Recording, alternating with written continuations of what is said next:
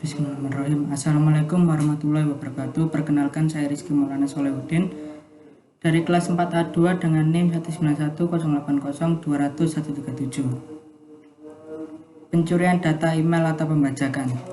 Contoh kasus cybercrime. Salah satu contoh kasus dalam kejahatan cyber adalah kasus yang dialami oleh Wakil Ketua MPR periode 2009 sampai 2014, yaitu Lukman Hakim Saifuddin, di mana email beliau dibajak oleh seseorang untuk mendapatkan kepentingan dengan sejumlah uang dengan mengirimkan surat kepada kontak-kontak yang ada di email milik beliau.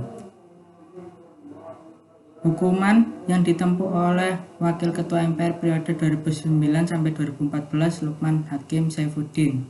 1. Lukman Hakim Saifuddin memiliki hak sebagai diatur dalam pasal 26 ayat 2 Undang-Undang Nomor 11 Tahun 2008 tentang Informasi dan Transaksi Elektronik, Undang-Undang Nomor 19 Tahun 2016 tentang Pembahasan atau Undang-Undang Nomor 11 Tahun 2008 tentang Informasi dan Transaksi Elektronik (UU ITE), yang mengatakan bahwa setiap orang yang dilanggar haknya sebagaimana yang dimaksud pada ayat 1 dapat mengajukan gugatan atas kerugian yang ditimbulkan berdasarkan undang-undang ini. Dengan hak yang telah disebutkan di atas, Lukman Hakim Saifuddin berhak untuk mengajukan gugatan yang kepada pasal 28 ayat 1 UU ITE yang berbunyi, setiap orang dengan sengaja dan tanpa hak menyebarkan berita bohong dan menyesatkan yang mengakibatkan kerugian konsumen dalam transaksi elektronik, di mana hal tersebut merupakan perbuatan yang dilarang.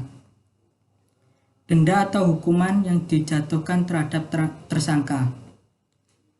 Sejalan dengan itu, pelaku dapat dikenakan pidana sesuai ketentuan pasal 45A UU ITE yang berbunyi setiap orang dengan sengaja dan tanpa hak menyebarkan berita bohong dan menyesatkan yang mengakibatkan kerugian konsumen dalam transaksi elektronik sebagaimana dimaksud pada pasal 28 ayat 1 dipidana dengan pidana penjara paling lama 6 tahun atau denda paling banyak 1 miliar rupiah.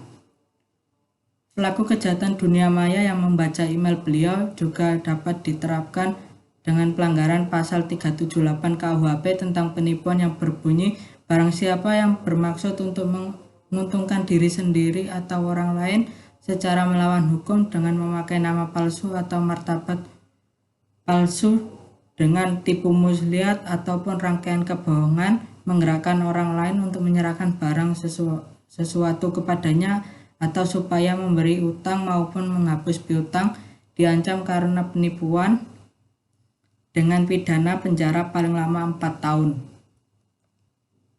Sekian presentasi dari saya. Wassalamualaikum warahmatullahi wabarakatuh.